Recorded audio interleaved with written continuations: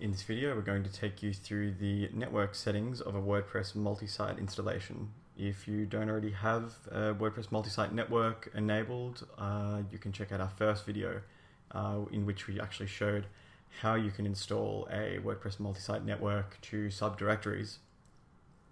So what I'm going to do first is jump into the dashboard. Now, hopefully you've got the same administration bar as me because you'll have My Sites at the top. So we need to go to the network admin and then down to settings over on the left hand side.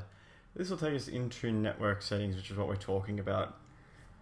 And there's actually a range of settings that if you've never ever used multi-site before, they're going to look really foreign and new, but they're all reasonably straightforward anyway. You've got the same old sort of title and admin email settings, which we can just skip over for now because they're not super important. As long as on your network they meet your needs, then that's fine.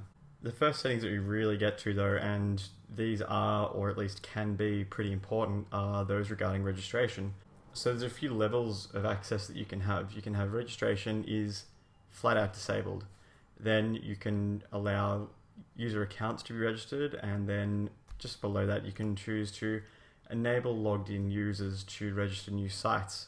And then if you wanted to have both, that's obviously the next setting there, so it's very straightforward. Then the next option we have is notifications of registration. So every time someone registers, by default you'll get an email. If you don't want that to happen, you can just turn that off. I'm going to leave it on for now. I think it's useful to have, but obviously it depends on how big your site is, because if you're getting hundreds and hundreds and hundreds of emails a day, it may not be worth your while. The next setting is to allow site administrators to add new users to their site via users add new. It's probably a good idea to turn this on, otherwise, as we've sort of discussed earlier, there is a user level when you use multi-site called super admin.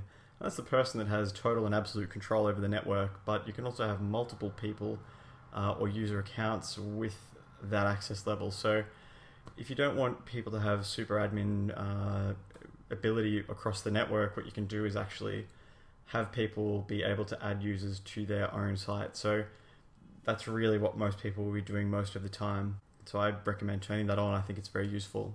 Then we just have some options when it comes to limitations and banning certain usernames. So you can see that users are not allowed to register these sites. So you've got www, web, root, admin, and so on. And these are very common names used across the internet and through WordPress. So it's just a really good idea not to have those there. But of course, if you would like to, you wanted to have the administrator site there, you can quite easily just delete that out of there. In the next area, you can actually limit who can register on your multi-site network, and it's by domain, so you can very easily put in domains. So you might put example.com or maybe gmail.com if you don't want people with particular accounts to be able to register. And just after that, very similar to limitation, is banning. So if you want to ban certain domains from registering on your website, you can set that up here. Now that brings us down to the new site settings. So first of all, we have the welcome email that's sent out to the administrator when the new site is registered. So you can see here it says, "Dear user, your new site name has been successfully set up at blog URL." And then there's a little bit more detail past that, and it just shows what will actually be sent out. So you can change that as you see fit. And it's also pretty much the same for the welcome user email as well. You've got just the username, password, and the login link, and then who it's from. Then it's just showing you what the first post will be, because every time you create a new site in your network, it will have one post. And this is what the default post will read: welcome to site name, it's your first post, etc. And you can also do the same for the first page and for the first comment as well as the comment author and the comment URL. Then you can choose to change the upload setting. So you can actually provide a limited amount of space that WordPress can consume, or per site anyway. So if you only wanted sites to have 100 meg, or you could put in 1,000, or you can really just change that to whatever you like, as long as it's going to be fine on your server, of course. So then you can choose to restrict or increase the number of file types that can be uploaded.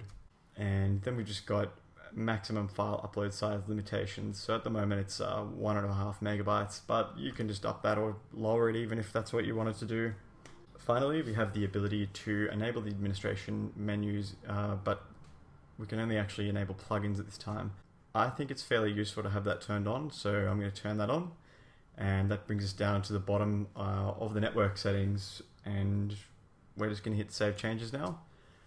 So we've actually covered quite a few settings here, and most likely if this is your first time going through a WordPress multi-site setup, or you've never administered one before, a lot of them will be new to you. But just remember that any settings you change here may affect the overall network, mostly when it comes to deploying new sites though.